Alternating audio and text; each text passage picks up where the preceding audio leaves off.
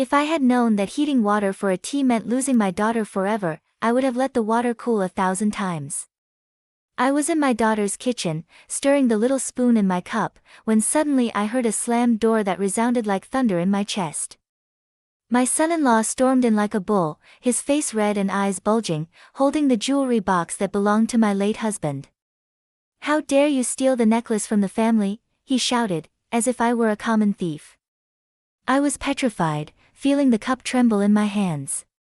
My daughter appeared behind him, her face haggard and eyes full of fury that she had never directed toward me. "You're an old hag," she squealed. "Get out of my house right now." My heart broke into 1,000 pieces right there on the kitchen floor, where I had prepared her chicken soup so many times when she was sick as a child. She used to call me "pretty mommy" when she had a fever, clinging to my gown like a scared chick. Did she really think I could steal from her? I wanted to explain, to shout that it was all a misunderstanding, but the words stuck in my throat. She didn't let me speak. She pushed me toward the door, and I felt her hand shove me away as if I were an old piece of furniture in the way. As I staggered out, my hand instinctively clung to my locket, the one I always wear around my neck. Inside, I keep a photo of my husband and a lock of my daughter's hair from when she was a baby. It was my talisman, my little piece of faith when the world was falling apart. The necklace I supposedly stole was from the chest of family relics, which contained the emerald necklace, a piece that had belonged to our family for generations. I had kept it after my husband's death, intending to bequeath it to my daughter someday when the time was right. The cold of the street hit me like a slap. With my small suitcase in hand and my dignity hanging by a thread, I looked toward the window, hoping to see her appear, perhaps with tears in her eyes, begging me to stay. But no. The curtain moved barely, like an eye spying on me without remorse. There, under that gray sky, I understood the most painful truth: no matter how much you give your whole life for someone, there will always be a possibility that one day they'll call you a thief and slam the door in your face. But don't get me wrong, I didn't fall to my knees or beg. I stood upright because a mother can be many things, but never a beggar for love. As I walked away, an icy calm came over me, and I silently promised myself, this wound will not kill me, rather, it will be the beginning of my silent revenge. That afternoon, I stood on the porch, watching as the door closed with a sharp bang that sounded like a shot in my soul. My daughter never looked back. I had my small suitcase at my side, the same one I used to visit her for weekends to help care for the children. Inside, I carried only the bare minimum: 2 changes of clothes, my floral robe, and my locket. It felt like the whole world was crashing down on me. As I straightened my coat, I noticed the neighbor across the street, Mrs. Ramirez, pull back her curtain and look at me with those prying eyes that had so often offered me cookies but never a truly helping hand. My legs trembled, but I pressed my lips together. I wasn't going to give her the pleasure of seeing me defeated. The wind whipped my face, and I felt as if every breath was tearing away bits of my dignity. How had it come to this? I had spent years helping my daughter with housework, cooking for her husband when he came home, ironing every last handkerchief. And for what? To be thrown into the street like a garbage bag. I sat on the small front step, breathing slowly as I turned my locket between my fingers. Inside, the photo of my husband looked back at me as if saying, "Hold on." I remembered when he told me I was the strongest woman he had ever known, that nothing and no one could break me. There, in the midst of that humiliation, I realized something that pierced my heart: maybe I was always only useful to her, a tool for her needs. A mother's love, which I offered without measure, had turned into a weight she now wanted to shake off. After a while, the postman passed by and looked at me with pity. He quickly looked down, as if seeing me reminded him of some unpaid debt to his own mother. I took a deep breath and stood up because sitting there was agreeing with everyone. With every step toward the street, I felt as if I was dragging a sack full of stones, but deep down, a small, firm voice whispered, "This is not the end, this is the beginning." A taxi drove by, and I raised my hand. When the driver opened the door, he saw my swollen eyes but asked nothing. I got in, closed the door, and leaned my forehead against the cold glass. I watched my daughter's house fade away, smaller with every meter. You know, sometimes you think family is an eternal bond, but the truth is that some ties rot inside without you realizing it, and when they break, there's no going back. As the car started, I turned my lock at one last time and silently swore that no one would ever use my love as a bargaining chip again. 2 days later, I was in the guest room at my friend Marjorie's, staring at the ceiling, replaying every word, every scream, every cold stare from my daughter. It felt like time had stopped, as if I was trapped in a nightmare I couldn't wake from. Marjorie lent me a hand-woven blanket that smelled of lavender. I hugged it every night as if it were a shield. Between its soft threads, I felt a little less broken. She prepared chamomile tea every night and told me, "Rest, tomorrow we'll see what to do." But how do you rest when your own heart screams at you? How do you sleep when betrayal snores in your ear? That night, between sips of chamomile, I felt a fire grow inside me. Who did my son-in-law think he was to poison my daughter's heart against me? It hurt more for her than for me because the day she opened her eyes, she would realize she was left alone. Marjorie looked at me from the kitchen while preparing oatmeal cookies. She watched me in silence, but I felt her support like an invisible coat. From time to time, she said, "You are not alone." Those 3 words were my anchor. The next morning, I sat down with my notebook and started writing. I wrote everything, every detail, every word, every moment that seemed insignificant before. I needed to get my mind in order. My fingers trembled, but my handwriting came out firm. As I wrote, it dawned on me that this hadn't been a fit of rage or madness. No, this had been planned. My son-in-law was always ambitious, always dreaming of owning the house and everything I kept. Perhaps my daughter, blinded by love, fell into his game. Or maybe, deep down, she was always jealous that I still retained some independence, something she couldn't control. I closed the notebook and hugged it to my chest. For the first time in days, I felt in control of my own story. I wiped away my tears, took a deep breath, and looked at my locket. My husband seemed to say, "It's time you woke up." Did they really think I was going to stay crying in a corner? No, my dear. The battle had just begun. The next morning, while Marjorie prepared toast with orange marmalade, a memory hit me that made me stop with my cup of tea half raised.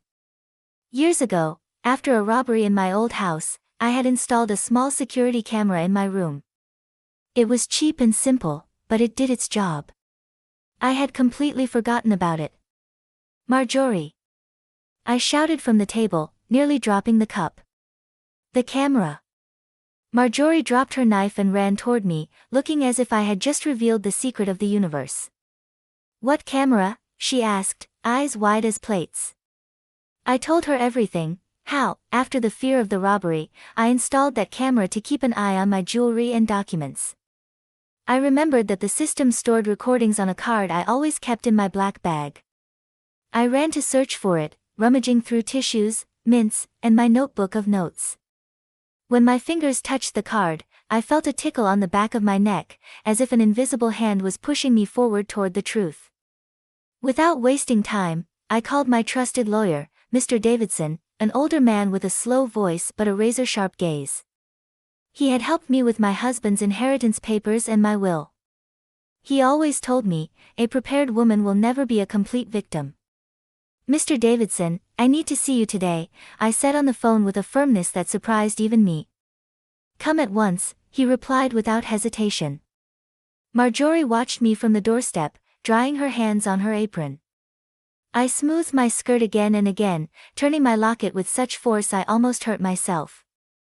My heart galloped like an uncontrollable horse. When I arrived at the lawyer's office, I sat in front of him with my back straight. I took out the card like someone playing an ace up their sleeve. Davidson turned on the monitor, and together we watched the recording. There was my son-in-law, entering my room, opening my jewelry box, and slipping the necklace into his pocket like a common thief. I covered my mouth with my hand, but I didn't cry. Not this time. My eyes burned, but it was fire, not water. Mr. Davidson looked at me over his glasses and said in a low voice, "Here's your truth. Now, what do you want to do? I took a deep breath, feeling a warmth spread through my chest. The pain was still there, yes, but for the first time, it mixed with a new sensation, hope. I looked at the screen one last time, closed my locket with a snap, and raised my head. I want justice, I said without hesitation. Did they really believe I would wither like a forgotten flower? Oh, if only they knew what I still had up my sleeve.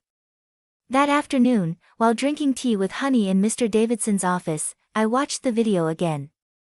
My son-in-law, the great man of the house, rummaging through my jewelry box like a mouse in the pantry. My hands trembled, but this time not from fear, but from determination. Every second of the video was like a small stab in my heart, but also a firm stitch sewing my new strength. Davidson offered me a handkerchief, but I refused it. I gently turned my locket. Inside, my husband's photo seemed to look at me with pride. He always said my greatest virtue was patience, and I was going to need it. After reviewing the video 3 times, Davidson leaned toward me with that old fox look. We can use this, but we need more moral support, someone who can speak to your character, your integrity. I nodded in silence. As soon as I left his office, I called Evely, my soulmate since our daughters went to primary school together. Evely always said I was the strongest woman in the parish, though I always replied it was just stubbornness. Evely, I need to see you, I said as soon as she answered. I'm here. What's happening? She replied without hesitation, a true friend. We met at the parish hall where we used to prepare empanadas for charity fairs. When she saw me, she ran to hug me. Her jasmine perfume reminded me of afternoons spent baking and sharing motherly secrets. I told her everything in detail. Each word came out like a tangled thread, but she didn't interrupt me. She just held my hand and nodded, her eyes filling with tears of indignation. When I finished, she pulled out an embroidered handkerchief with her initials and wiped her face. She looked at me intently and said, I'll testify for you. If necessary, I'll stand before anyone and say what kind of woman you are. I pressed my locket against my chest, feeling as if someone had given me back a piece of my soul I thought was lost. Thank you, Evely, I whispered, my voice broken but firm. We sat there with a small cup of reheated coffee and stale cookies. I realized that little living room, with its peeling walls and the scent of incense, was my true refuge, not the luxurious houses or expensive gifts I once thought showed affection. That night, when I returned to Marjorie's house, I prepared my chamomile and wrapped myself in my lavender blanket. As I held the locket, I realized something important: I wasn't alone. I had my network of strong women, my silent community, my own invisible army. Did they really think I would fight this battle without witnesses? Poor fools. Sometimes the greatest power comes from those hands that hold you when you don't even know how to stand. The next day, I woke before dawn. I couldn't sleep a wink all night. I sat on the edge of Marjorie's bed, the lavender blanket around my shoulders, my gaze fixed on the wall. I took a deep breath and silently recited a prayer my grandmother taught me: give me serenity to accept what I cannot change and courage to change what I can. I said it so many times it became a murmur in my chest. After drinking my chamomile, I dressed in my best white blouse, the one I wore to important neighborhood meetings. I tied the locket around my neck and looked in the mirror. I saw a woman with wrinkles, yes, but also with the gaze of someone who had survived hurricanes. That day, I went to find my friend Rosa, a neighbor who worked at the community's women's association. Rosa always said the walls hear, but friends speak. When I arrived at her house, she opened the door with her apron on and hands full of flour. She hugged me so tightly I thought she'd break my ribs. I made you homemade bread, she said. Nothing heals the soul like freshly baked bread. We sat at her table, covered in crumbs and recipe papers. Between bites and sips of coffee, I told her my story. Each word came out heavy, as if I were pulling stones from my chest. Rosa listened with her eyes half closed, her way of concentrating. When I finished, she stayed silent for a moment, tracing her finger on the tablecloth as if weaving an invisible plan. I can testify for you too, she said at last, her voice low but firm. "And if necessary, so will the other women in the association. You always helped everyone. Now it's our turn." My throat tightened with emotion. I wiped away a tear that had escaped and turned my locket once more. "Thank you, Rosa, from the bottom of my heart," I said. She interrupted me. "No, this is what true friends do. No one gets left behind here."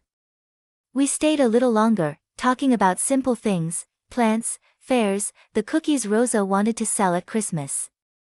But deep down, I knew something big was brewing. My network of support was growing like a garden in spring. That afternoon, I returned to Marjorie's house with a slightly less broken heart. I prepared my diary, the one I always keep under my pillow, and wrote everything, every gesture, every promise, every look that restored my faith.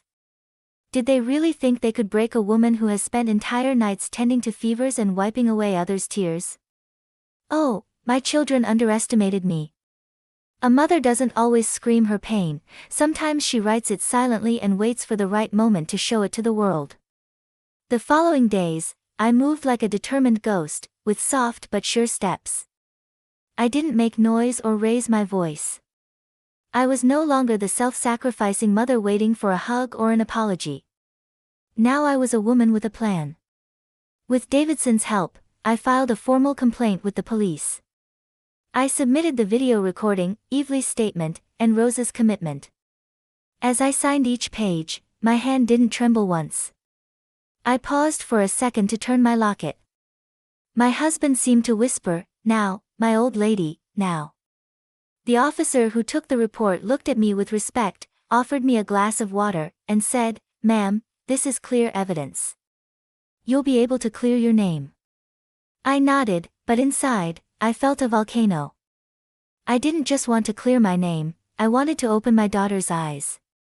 I wanted the world to know that not all mothers let themselves be trampled. Davidson advised me not to tell my daughter anything yet. "First the truth, then the heart," he said. What a simple yet heavy phrase.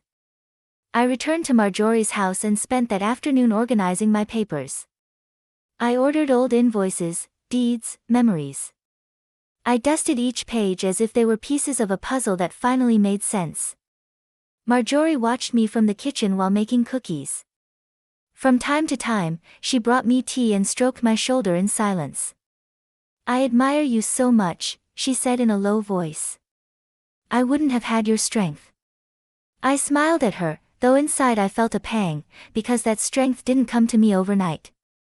It had grown inside me over years of sleepless nights, washed dishes, and swallowed silences. That night, in my makeshift bed, I prayed again. I didn't ask for my daughter to come running back. I didn't ask for my son-in-law to repent. I asked for clarity, because sometimes what we need most is not others' forgiveness, but permission to let go. As I turned the locket, I thought about the necklace, that piece of metal that had become the center of a hurricane. I realized it wasn't the necklace that hurt, it was the contempt, the lack of faith, the betrayal. Did they really think I would let it pass, that I would sit crying in an armchair? Oh, poor naive ones, because there's something they didn't understand. Mothers are very silent, yes, but when we decide to speak, the world trembles. A week after filing the complaint, rumors began to reach me. My daughter, with her sweet voice when it suited her, had been telling her version to the whole family. "My mother is losing her head," she said. "She makes up stories to justify her thefts." Aunt Marta blocked me from her phone. My niece Anna, who used to call for recipes, left my messages unread.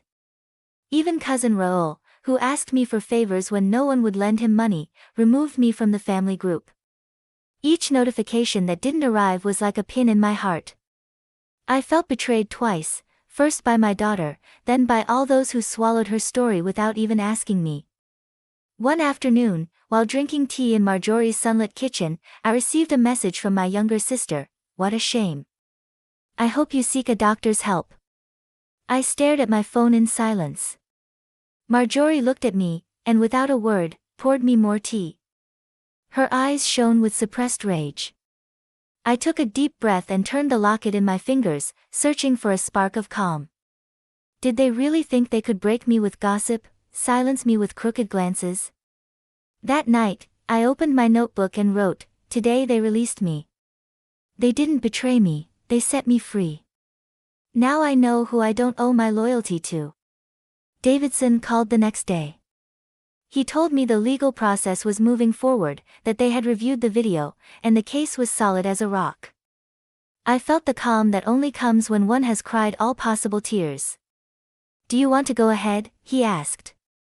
"More than ever," I answered, my voice firm. I went over every memory with my daughter, the birthdays I cooked for, the times I covered her when she had no money for the children's school, the nights she called crying because her husband screamed. And now I was a crazy old woman, a thief. How easily sacrifices are erased when a lie is convenient. That afternoon, I sat in Marjorie's armchair, wrapped in the lavender blanket, looking out the window at sparrows fighting over crumbs. I realized I wasn't the only one fighting for crumbs of affection. I closed my eyes and listened to my breathing. I counted to 10, like I did when my daughter was small and threw tantrums. This time, the tantrum wasn't a child's but a woman's who didn't know how to value her mother. They really thought I would sink into silence. No, my silence was my sword, and when I spoke, there would be no turning back, because some betrayals break you and others wake you. And I had just woken up. The nights at Marjorie's house became my sanctuary and my hell at the same time. I sat by the window with the lavender blanket on my legs, watching the streetlights flicker like tired fireflies. Outside, life continued, neighbors watering plants, couples walking dogs, children playing ball. And there I was, wondering when I stopped being a mother and became an enemy. Was I too soft? I gave so much that she got used to seeing me as an ATM with legs. When did my affection become invisible? These questions bit my soul, like walking barefoot on broken glass, but they also pushed me to review every detail, to prepare for the legal storm coming. In the afternoons, I sat with Marjorie, reviewing papers. She became my witness, my impromptu secretary, my confidant. I wrote down dates, names, every transfer, every loan. I dictated with a serene voice, though inside it hurt like an infected tooth. One afternoon, while reviewing old receipts, I found a crumpled sheet of paper, the receipt for the first time I paid my daughter's university tuition. I stared at it for a long time, remembering how she cried that night when I told her not to worry, that I'd work twice as hard if necessary. Marjorie looked at me with her sweet eyes and placed a hand on my shoulder. "You gave your life for her. Now it's your turn to defend yourself." I looked up and forced a smile. I didn't want pity, I wanted justice. At night, while the chamomile released its warm aroma, I wrote in my diary, not to blame, but to free my heart. Each line was like a bandage on an open wound. I began to remember things I had blocked, the birthday she forgot to call me, the Mother's Day that passed without a message. Small, silent betrayals that piled up like dust under the carpet. Suddenly, I saw everything clearly. The problem wasn't just the necklace, it was every little wound I let pass, every boundary I didn't set. And now, it was to go back. Did they really think I'd stay waiting like an old piece of furniture in a corner? No, my dear. The next morning, I woke lighter. The sadness was still there, yes, but mixed with a new strength, the strength born when you realize the greatest betrayal is betraying yourself. I looked in the mirror, caressed my locket, and took a deep breath. "Come on, old lady," I told myself. "Today you don't cry, today you plan." Because sometimes, losing everything is the only way to truly begin. Mr. Davidson summoned me to his office on a Thursday morning. I sat in front of him with my notebook and locket, ready for what was to come. "We're going to file a civil suit for defamation and moral damages," he said with a calm voice that sounded like a church hymn. I felt a chill run down my spine. I, the mother who always cooked, who always forgave, was about to sit my own daughter and that man in a courtroom. Davidson explained every step, every document, every possible obstacle. I listened, brow furrowed, taking notes with my old pen, the one I kept since signing the deed for my first house. He suggested calling a jeweler to certify the necklace's origin and an expert to confirm the fingerprints on the jewelry box. I nodded silently, feeling like I was knitting a shawl with every piece of information, every piece of evidence. That afternoon, returning to Marjorie's house, I locked myself in the room and opened my diary. Between pages stained with tea and tears, I began writing memories of my daughter, her first loose tooth, her first day of school, the night she called me scared because of thunder. The words came out mixed with salty drops, the ink ran, but I didn't stop. I needed to empty myself. Each line was like pulling out a rotten root to make space for something new. As I wrote, I felt the locket warm between my fingers, as if my husband accompanied each word, as if he were saying from somewhere, "You're not alone." Marjorie, always attentive, brought tea and biscuits. She peeked in from time to time, saw my swollen eyes, and simply said, "Don't stop writing, that's part of healing." At night, before bed, I reviewed every step of the legal plan. I imagined the day my daughter would face the truth. It hurt, of course, but at the same time, I felt a new peace, a peace from knowing this time I wouldn't stay silent. Did they really think I'd resign myself to being the villain of their story, carrying a sin I didn't commit forever? On Saturday morning, I signed the last page with Davidson. My signature was firm, without hesitation. When I finished, I raised my head and took a deep breath. "I'm ready," I told him. He smiled, nodded, and replied, "Now the true path begins." I returned to Marjorie's house, my heart beating like a drum. That night, I slept hugging my locket, feeling the soft warmth of a love that, though hurt, refused to die. Because sometimes, to be reborn, you must burn to ashes what hurts you. On Monday morning, the breeze was cold, and the sky was cloudy. I woke early, drank my chamomile, and smoothed my skirt carefully. Today was the day. Today, I'd stop being a whisper and become a roar. Davidson and I had decided the claim would be delivered personally to my daughter's house. I wouldn't be present, not out of cowardice, but because my presence could open old wounds too soon. As Davidson headed there, I stayed in his office, sitting in a brown leather armchair, clutching my locket. I felt every tick of the clock like a drum in my chest. I thought of my daughter's face when she saw the papers, how her perfect world would shatter like a poorly glued vase. I thought of the screams, the trembling hands, the excuses, but above all, I thought of the truth, that truth gestating in silence, now bursting forth like lightning in the night. Did they really think I lacked the strength to defend myself, that a mother who stays silent does so because she can't? While I waited, I mentally reviewed each step, the video, the witnesses, the jeweler's certifications. My support network was woven as firmly as my grandmother's blankets. My phone vibrated. It was a message from Davidson, delivery completed. Everything went fine. I took a deep breath, closed my eyes, and felt a hot tear run down my cheek. It wasn't sadness, it was relief. I stood and walked to the window. Outside, leaves fell slowly, like small whispers of freedom. I placed my hand on the cold glass and allowed myself to smile, a small, almost imperceptible, but sincere smile. Marjorie called me that afternoon. She said my daughter had run to the porch crying, papers in hand, shouting my name as if she suddenly remembered I existed. "So, what did you feel?" Marjorie asked. I was silent for a moment, turning my locket.